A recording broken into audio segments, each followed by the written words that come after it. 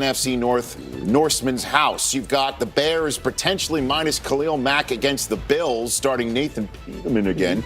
The Panthers could catch the Saints in the standings today if the Rams go and win that game in the late window. What a huge contest that is, along with the Texans taking on the Broncos. Demaryius Thomas just switches sidelines, and that one's the Chargers back off their bye week, taking on a suddenly resurgent Seahawks team. And then there's the Battle of the 12s on Sunday Night Football. Kurt Warner, you're first up with the Sunday storylines this week. What do you have? The Sunday storyline for today is Mooch told Tony Gonzalez to stay in school because you can't make it you got in no the shot NFL. at the NFL. I wanted him to get his degree. Okay, I love it. Nice. I tell you what, if you love offensive football like I do, then there's only one storyline that I'm paying attention to today, and that's down in the Big Easy where you got the Rams against the Saints, two teams with the longest winning streaks in the National Football League, two teams that are averaging over 33 points a game, number one rush offense against the number one rush defense. I mean, so much that's going to be on that field today, but even bigger than that, this could be a foreshadowing of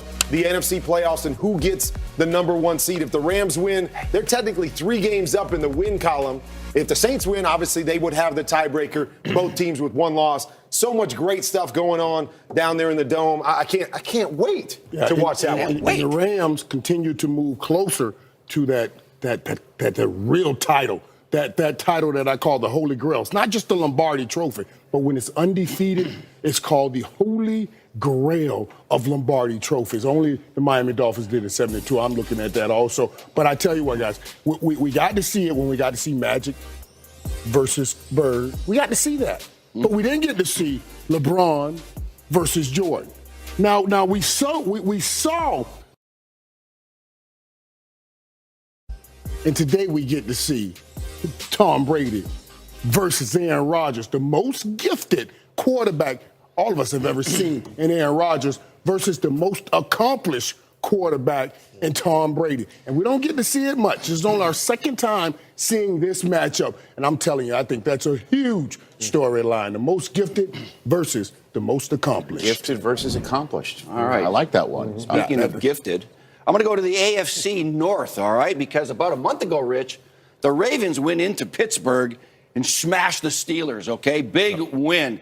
But since then, it's been a tale of 2 cities. The Pittsburgh Steelers are undefeated, 3-0 since then, playing really good football, especially on offense. AB is unstoppable. And, of course, James Conner, Kurt, is really good. And so the Ravens, on the other hand, lost 3 out of the last 4. They're going in a completely different direction. Big rival. A lot at stake today in Baltimore. Steelers at the Ravens. I'm going to watch this with interest. And if you had told us that this season series would wrap up in week number 9 with Le'Veon Bell still not appearing. Crazy. It is that. But James Conner has been all that and the biscuit. And we will see what happens later on today as the Ravens try to reverse, as you said, their recent fortune by sweeping the season series against the Pittsburgh Steelers.